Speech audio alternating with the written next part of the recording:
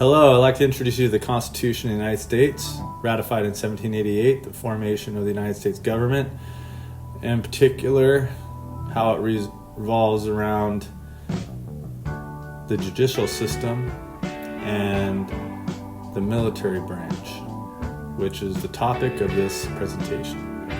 You can see here, the United States Constitution created three branches of government: the legislative, executive, and in this case we're studying the judicial branch, which is what helped me with my military history. The judicial branch can review all administrative decisions from the military, especially in veteran cases, disability cases, and otherwise. I'd like to introduce you to U.S. Code Title 10, the Enlistment Oath, which was created by the legislative branch of the government. It is law. The U.S. Code is where you'll find the oath, which states, "I do solemnly swear that I will support and defend the Constitution of the United States against all enemies, foreign and domestic." But you might not understand the Constitution when you swear this oath at 18. This is all your rights as a United States citizen. So there's a wives' tale when you join the military that you lose all your rights. After you've done sworn oath to defend the Constitution of the United States of America, that guarantees you all your rights. So did you lose your rights as a United States citizen? I think it's a wives' tale. And it is. In 2015, Yale University and other national nonprofits concerned with veteran causes took up a case called Monk versus Wilkie, Secretary of Veteran Affairs. This case was in front of the U.S. Court of Appeals for Veteran Claims. By the time 2018 rolled around, Secretary of Veteran Affairs had changed it to Shulkin, so now it was Monk versus Shulkin, and they created an amicus. Here is the cover sheet for the 2018 amicus, looking for the first time to create class action in the Court of Appeals for Veteran Claims. The argument was veterans experience financial hardship, homelessness, threats to safety, and increased health problems, but they wait long periods of appeals to resolve their entitlement to disability benefits. In this case, Monk versus Shulkin, they discuss other federal cases, one including Homer versus Gilbert. States disability benefit programs are designed to alleviate the immediate and often severe hardships that result from a wage earner's disability. It's been called unlawful and crushing how the VA handled my case here in Oakland, California. But it is also detailed that my dad is a Vietnam combat vet. I'm the son of a combat vet. And I was just getting to know him. And as my case was going through the story it was, my dad passed away right at the end, unfortunately. My administration VA department was Oakland, California, who at the time, not surprisingly, was investigated by whistleblower testimony for not processing thousands of claims and other terrible things. It's headline news. In this process of being in court, decisions, and lawyers coming to my defense, I learned a judicial system and something called pro per, meaning I could bring my own case against the VA, doctors and or administration of my disability claims for review by the judicial system. And that's a great case. All the evidence is considered valid since it's all federal records. So, during my VA administration issues, I was made aware that way back in 1998, my Navy Army transfer was medically disqualified, but the records were not processed back to the Navy. So essentially, I should have gotten medically reviewed for disability as early as 1998. So I was able to bring another case.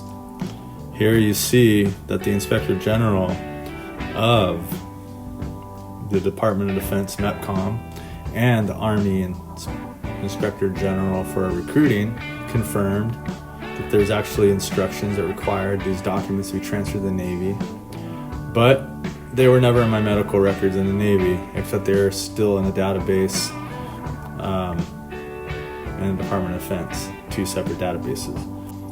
And in this case, the Army case, you find out that the judge was referencing the Ferris Doctrine, threw the case out basically, because this Ferris Doctrine, which has been lambasted by the federal courts, is still precedent that the military, unlike the FBI or CIA or DEA, you cannot sue the government, sue someone else because of negligence which caused you harm.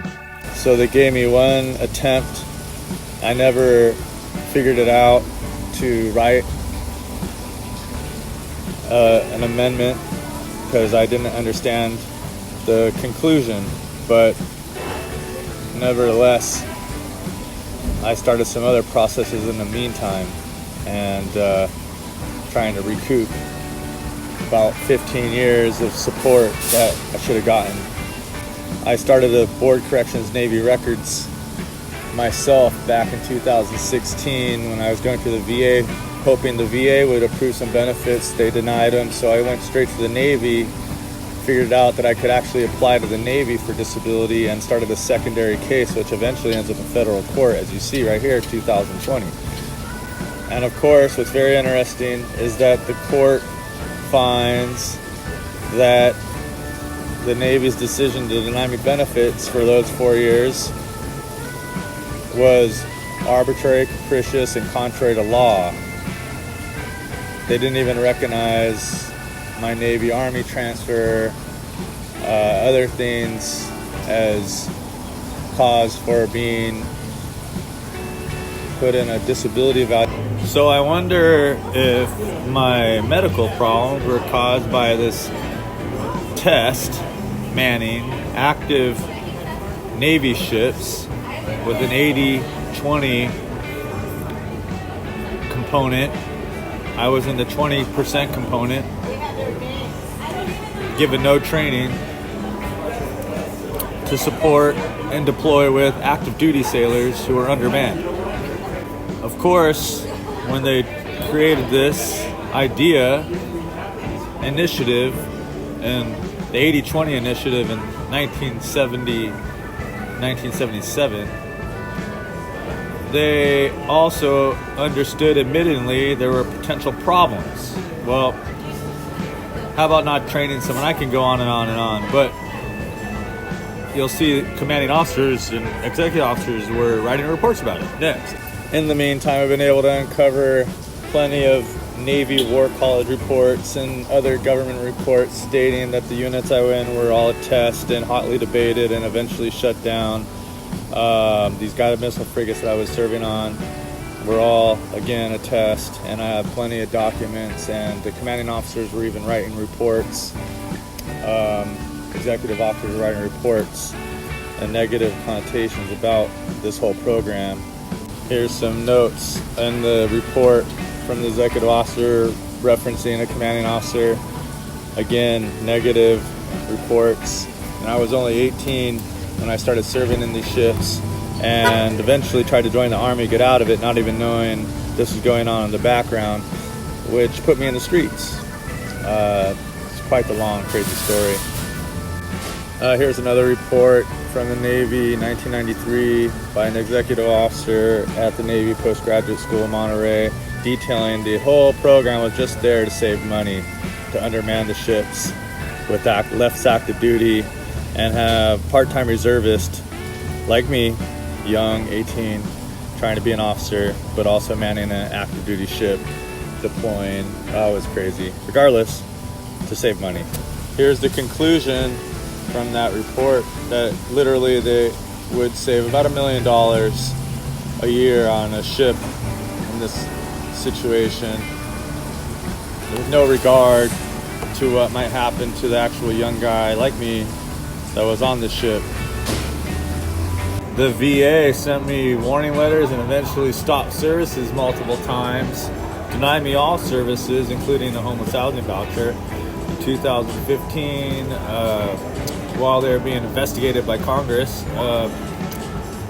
with no regard to the ships, anything to do with my unit, nothing to do with the reports. They only cared that I didn't have enough active duty time over 8 years. Amazing, huh? So in 2015, they finally have an evolution of military, current, active, and reserve force mix. They're blending reserves into all active duty missions, basically. Again, mostly to save money. And here is a report stating that they ended the Navy ship program. So here's the reference report about ending that program, undermanning ships, and ending my enlistment because the Air Force and Army were actually had better programs. Regardless, I was in the Navy, and that's my story. So they shut it all down, everything I was involved in. And I had to fight the VA and try to get my life together.